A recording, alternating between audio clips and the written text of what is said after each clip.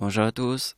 Alors je vais vous faire une vidéo sur le sujet de la Terre plate et la Terre ronde parce que vous imaginez que ceux qui sont les partisans de la planète plate sont plus nombreux que ceux qui croient en Jésus-Christ. Donc en fait, hier soir, je me suis vraiment bien marré parce que franchement, c'est vrai que il y a énormément de gens qui vont voir ces conneries-là. Et j'avais envie de m'amuser, mais c'est vrai que c'est difficile de trouver une idée pour prouver que la Terre est ronde. Parce ils veulent tous être des scientifiques et nous expliquer les choses d'une manière scientifique. Mais trouver la bonne idée qui pourrait montrer que la Terre est plate, mais surtout une idée simple. Une idée simple qu'un enfant de 5 ans pourrait comprendre. Parce qu'en fait, quand on parle d'un truc comme ça, si on commence à rentrer dans une théorie trop complexe, on finit par faire de la merde en fait. Et en fait, j'ai cherché hier soir une idée et j'ai rien trouvé en fait. Mais après une bonne nuit de sommeil, je me suis réveillé et très peu de temps après, l'idée m'a traversé l'esprit comme une étoile filante. L'idée est apparue comme une étoile filante dans ma tête. Alors c'est un parcours de circonstances parce que en fait à l'époque je suis tombé sur un truc et c'est resté dans ma tête. Et justement j'aimerais bien vous partager cette idée parce que je vous dis qu'un enfant de 5 ans pourrait comprendre ça. Parce qu'il fallait, pour prouver que la Terre est ronde, il faut une idée qui soit aussi simple qu'un enfant de 5 ans pourrait comprendre. Parce que si on commence à faire des trucs trop compliqués, allez, on se mélange les pinceaux et on finit par plus rien comprendre et plus rien voir. Donc il faut une idée très très simple. Très simple.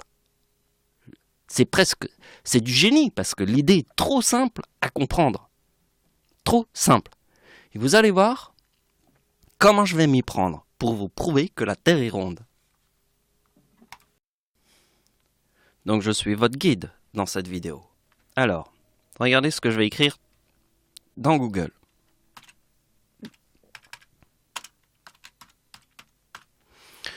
Ça, c'est un appareil photo. Vous voyez ?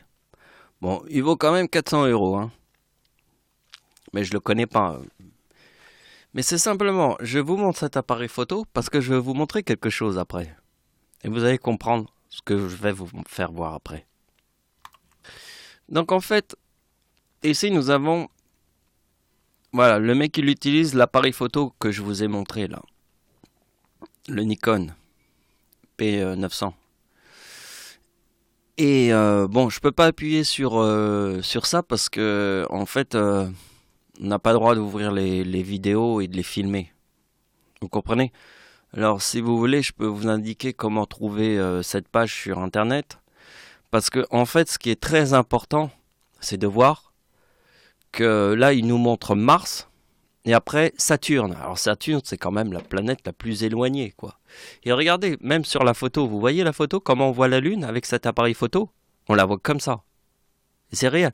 Et en plus de ça, il fait la mise au point. Il le fait en temps réel. Il fait la mise au point en temps réel. Donc si vous voulez trouver cette page et regarder ces deux vidéos, alors je vais vous faire voir.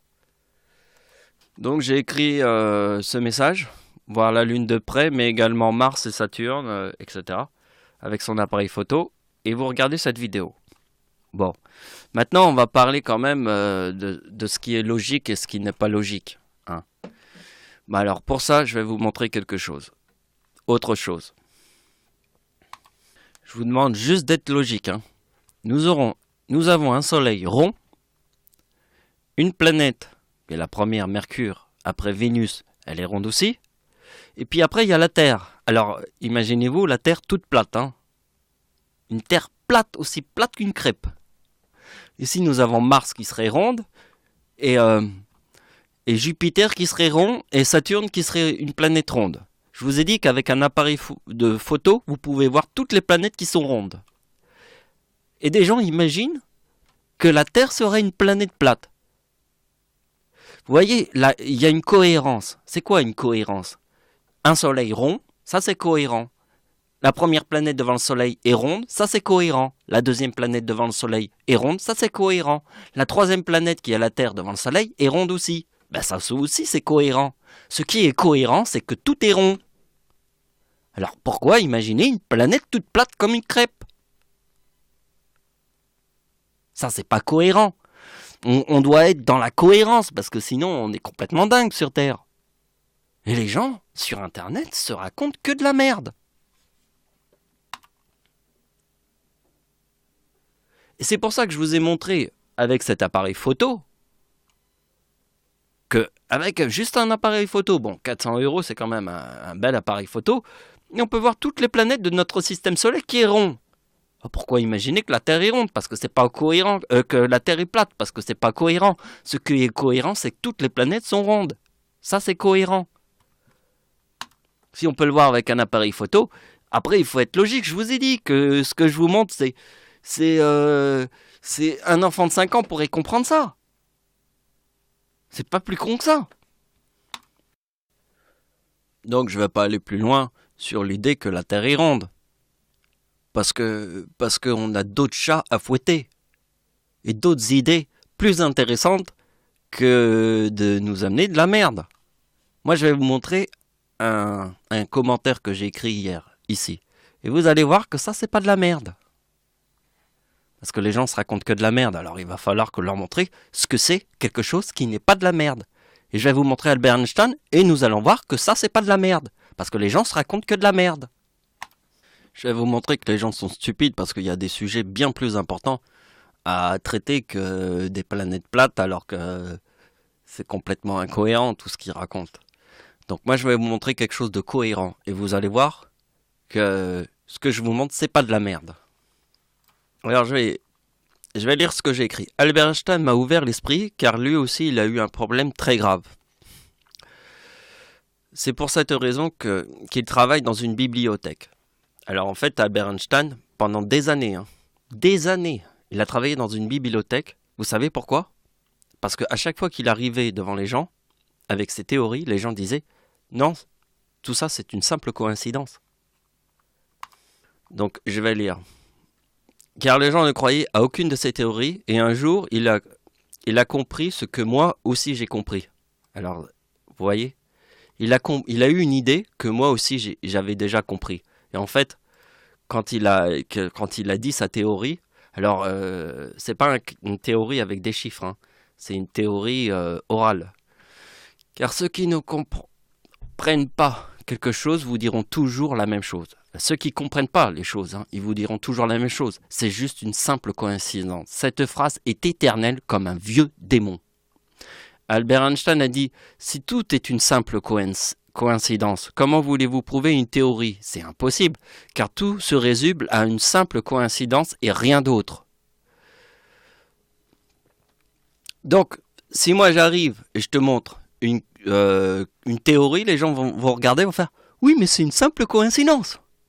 Et ces gens-là qui vous disent que c'est une simple coïncidence croient que la Terre est plate. Non, mais on est tous tombés sur la tête, hein. On est soit des schtroumpfs, soit des nains de jardin. Mais on pète les deux aussi. Le monde est trop grave devant nous pour lui donner vraiment un sens. Ah, il est grave, hein. On vit dans un monde de grave. Gravos. Alors, regardez bien. Je te montre une opération toute simple, hein. Ma date de naissance. Celle de ma grand-mère. Vous voyez, ma date de naissance, c'est le 11 août. Celle de ma grand-mère, c'est le 11 août aussi. Et la date de l'éclipse en France. C'est tout simple, hein. Là, il y a une coïncidence, c'est ma date de naissance. Et ça, c'est celle de ma grand-mère, le 11 août aussi. Et ça, c'est la date de l'éclipse en France. Alors, la date de l'éclipse en France, c'est une date avec 3-9.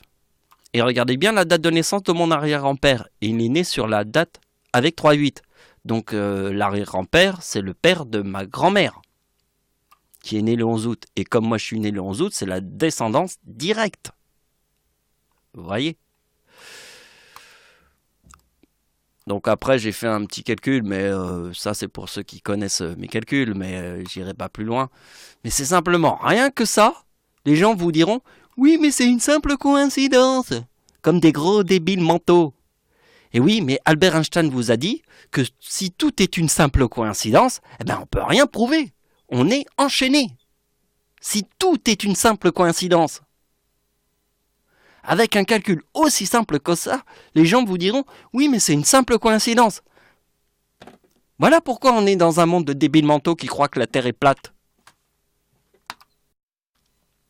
Donc ici, je vous montre toutes les vidéos que j'ai publiées dernièrement.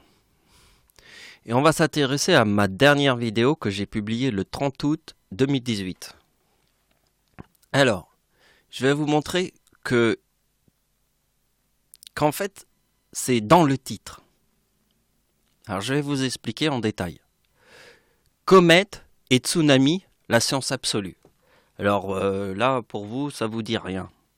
Je comprends. Parce que fallait comprendre cette idée, parce que cette idée, je l'ai eue cette semaine. Hein. J'ai eu un coup de magie, quoi. Dans ma tête, ça fait tilt. J'ai tout compris. Mais je vais vous expliquer. Donc, écoutez bien ce que je vais vous dire, parce que c'est très important. Parce qu'on est très loin de la planète plate, on est dans la science, dans la véritable science. Et à des années-lumière de la planète plate. Hein. Écoutez bien ce que je vais vous dire, parce que tout est dans le mot comète et tsunami et la science absolue. C'est dans le titre de ma vidéo. Réfléchissez bien. Je vais vous aider à comprendre ce titre. Rien que comprendre le titre. Bon, je vais vous lire le commentaire là, ici. Alors, j'ai écrit déjà l'idée. Hein. Cette semaine, j'ai eu une révélation, une idée incroyable. J'ai fait le lien entre une météorite ou comète et tsunami. C'était le titre de ma vidéo. Alors, je dis, je t'explique, une météorite peut produire des puissants tsunamis. Et là, je me suis dit que le tsunami de 2004 et 2011 a-t-il un lien avec une météorite? Alors j'imagine ce que les gens vont penser. Les gens vont me dire le tsunami de 2004 et 2011 était un séisme. Ceci n'a rien à voir avec une comète ou une météorite. Mais c'est là où les gens se trompent. Et là j'écris, moi je vais beaucoup plus loin que ça dans ma logique. Je vois les choses à travers les choses, car ma logique est d'associer les idées qui iront bien ensemble.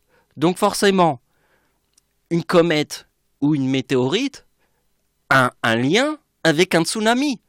Alors bien sûr, les gens vont me dire que le tsunami de 2004 et 2011 était un séisme, mais moi je vois bien plus loin que ça. Moi je vois bien plus loin que cette logique. Je vois encore plus loin. Parce que le lien qu'il y a entre un tsunami est aussi le lien qu'il y a entre une comète et une météorite. Alors, bien sûr, les gens vont me dire, oui, mais c'était un séisme. Et c'est pour ça que moi, je dis aux gens que moi, je suis encore plus logique que ça, parce que je vois encore plus loin dans la logique. Que finalement, le tsunami de 2004 et 2011 a un sens avec les comètes. C'est une pure logique que personne sur Terre a eue. Il fallait attendre un extraterrestre pour pouvoir avoir une telle logique que personne sur Terre ne pourrait avoir. C'est trop logique pour que les gens puissent comprendre devant une Terre plate. Alors je vous lis la suite. Alors la suite. Alors la question... la question est quelles preuves avons-nous pour pouvoir comprendre cette théorie? Pour pouvoir comprendre la théorie que finalement le séisme de 2004 qui a formé un tsunami avait un sens avec une comète. Même si ce n'est pas une comète qui l'a provoqué, ça a quand même un sens avec une comète, puisqu'une comète est capable de produire un tsunami. Et ça a forcément un sens avec les comètes. C'est comme ça qu'on peut voir encore plus loin que la logique théorique que tout le monde pense avoir. C'est la logique à travers toutes les autres logiques, qui va bien plus loin que toute une logique. C'est la logique de toutes les logiques. Au-dessus, c'est comme la cerise au-dessus du gâteau. C'est la logique de toutes les logiques. Je veux vous faire comprendre une logique qui vient d'un extraterrestre. Bien plus logique qu'une planète plate. Et je l'ai écrit alors. Quelle preuve? Bien, toute la preuve se trouve dans ma date de naissance. Et ici, je vous explique les calculs qui sont là. Alors, si vous voulez retrouver ce truc-là, vous allez... bon, de toute manière, ils seront vite disparus, ces calculs, parce que, en fait... mais j'ai trouvé des calculs pas mal. Alors, je vais vous en montrer un qui est pas mal. Bon, ça, c'est pour ceux qui ont compris mes théories, mais après, ceux qui regardent ma vidéo comme ça, qui ne comprennent pas comment j'ai fait mes calculs, je peux pas leur expliquer, mais je vais vous montrer un calcul qui est pas mal, c'est celui-là. En fait, voyez ma date de naissance. Nous avons la date de... Combien il y a de météorites qui a fait 2000 blessés, qui s'est écrasé sur Terre. 2000 blessés, il n'y en a qu'une. Hein. Alors, les gens n'ont pas de point de repère par rapport aux météorites. Vous voyez, on est face à un problème avec les météorites, c'est que nous n'avons aucun repère scientifique. Une météorite qui s'écrase sur Terre, nous avons vu des cratères sur Terre qui sont des millions d'années. Mais nous n'avons aucun point de repère. Le seul véritable point de repère, c'est une météorite qui tombe sur Terre et qui fait 2000 blessés et que tout le monde, aux informations, dans les journaux, ont vu le même jour. C'est la plus grande météorite, puisque cette météorite a été vue par toute la planète. Et la météorite qui a été vue par toute la planète, qui a fait 2000 blessés, était le 15 mars 2013, la météorite en Russie. Et donc, elle était en 2013, eh bien, moi, ma date de naissance, 1975, je fais la date de la météorite. Ben oui, logique, puisque ma date de naissance et le chiffre, et le 11 août 1975, forment le chiffre 94 ici. Alors ici, j'ai écrit, va dans Google et écris comète 94. Alors on va le faire ensemble. On va écrire comète et 94. 94, c'est ma date de naissance calculée. Vous avez compris, je suis né en 1975, le 11 août. 11, c'est le jour. Le 8, c'est le 8e mois de l'année. Donc 11 plus 8 égale 19. Plus 1975, qui est ma date de naissance, égale 1994.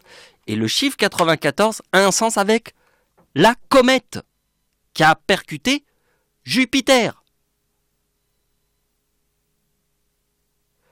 Donc, si le 94 a un sens avec une comète qui percute Jupiter, l'autre idée, c'est la météorite en Russie qui a fait 2000 blessés.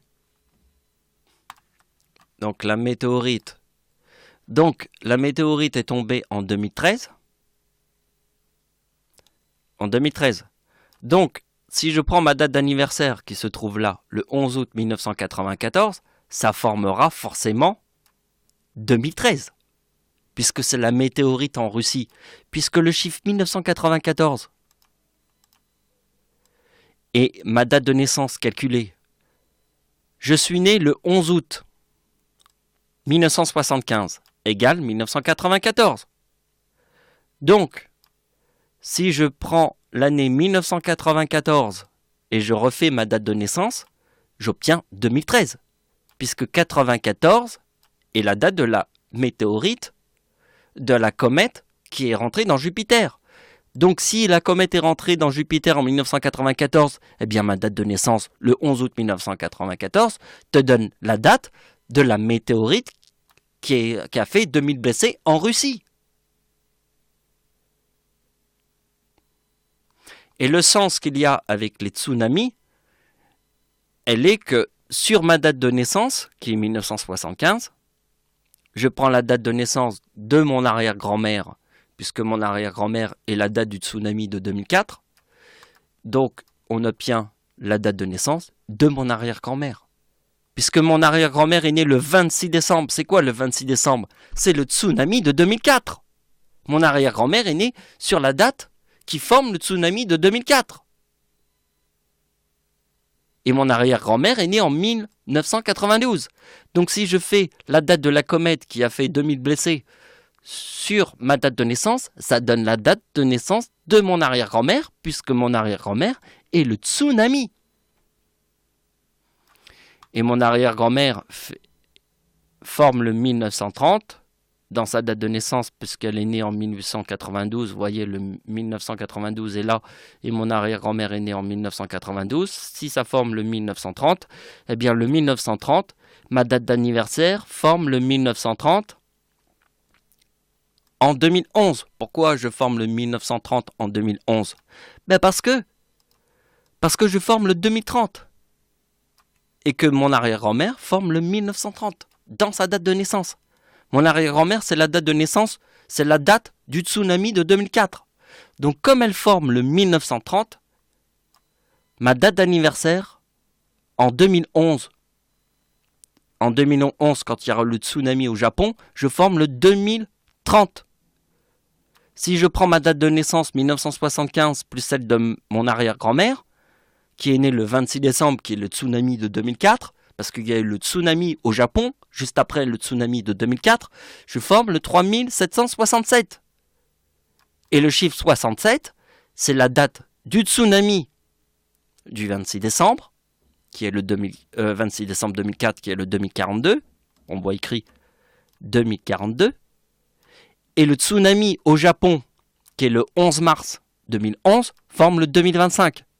Si je fais 2042 plus 2025, j'obtiens 4067.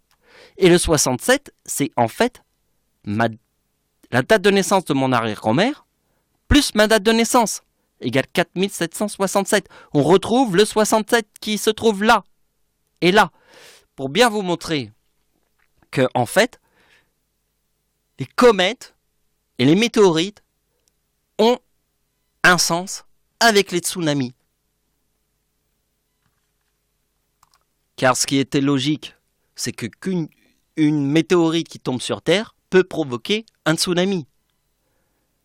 Donc si ça peut provoquer un tsunami, le plus grand de tous les tsunamis, qui était celui de 2004, est le 26 décembre. Mon arrière-grand-mère est née le 26 décembre. Comme elle est née le 26 décembre, ceci a un sens avec les comètes. Vous comprenez ? Puisque moi et ma grand-mère, on est nés tous les deux le 11 août et c'est la date de l'éclipse en France, de 1999. Voilà. C'est peut-être un petit peu compliqué de l'expliquer comme ça. Sur ma vidéo que je vous ai dit de regarder. Voilà. Et si j'explique plus simplement les choses, parce que là je fais une vidéo sur qui s'appelle Comète et Tsunami, la science absolue. J'essaye d'expliquer d'une manière plus simple, mais c'est pas forcément simple. Il faut se concentrer sur les détails et chaque point. Vous voyez, mais j'essaye cette idée, parce que cette idée, c'est ça l'idée. C'est comme mon arrière-grand-mère est née le 26 décembre, et le 26 décembre, c'est le tsunami de 2004. Vous voyez ? Donc je vous ai expliqué au début de ma vidéo que moi, je suis né le 11 août. Ma grand-mère est née le 11 août et la date de l'éclipse en France était le 11 août. Comme je suis né le 11 août et que ma grand-mère est née le 11 août et que moi je suis né et que le tsunami et l'éclipse en France de 1999 est le 11 août, le fait qu'il y ait cette coïncidence et qu'en plus mon arrière-grand-mère est née le 26 décembre, il y a eu la tempête en France de 1999. Alors 1999, c'est quoi cette date? C'est la date de l'éclipse en France. Et la date de l'éclipse en France a été sur quelle date? Le 11 août. Moi, je suis né le 11 août. Ma grand-mère est née le 11 août. Donc l'éclipse en France de 1999 était le 11 août. La tempête en France, la plus grande de toutes les tempêtes que la France n'ait jamais connues, était le 26 décembre. Le séisme en Iran, qui a fait 40 000 morts en 2003, était le 26 décembre. Alors en 2004, il y a le tsunami qui était aussi le 26 décembre, et qui a fait 220 000 morts. Donc mon arrière-grand-mère, ma grand-mère, moi, et la date de l'éclipse en France, ça fait quand même beaucoup. Et c'est pour ça que je vous ai dit que mon idée était que le tsunami de 2004 avait un sens avec la comète de 2013, qui est tombée en Russie. Mais en plus, pas la comète, la météorite, mais en plus, la comète qui est rentrée dans Jupiter est carrément dans ma date de naissance. Hein. Le 11 août 1975, c'est ma date de naissance quand je suis apparu sur Terre. 11 août 1975 égale 1994. Et comme je vous ai dit, si vous allez dans Google, vous faites juste comète 1994, qui est ma date de naissance calculée, vous avez la comète qui est rentrée dans Jupiter. Parce que le mot comète et 94, il est lié ensemble. Alors pourquoi pas imaginer que la météorite de 2013 aurait un sens avec l'année 1994. Et on doit aussi imaginer qu'une comète est capable de faire un tsunami. Alors on peut aussi imaginer que le tsunami de 2004 a un sens avec les comètes et les météorites. Vous comprenez? Ici, je vous montre de la science. Rien à voir avec la Terre plate des débiles mentaux sur Terre. Voilà, c'est la fin de la vidéo. Merci de m'avoir suivi. Au revoir.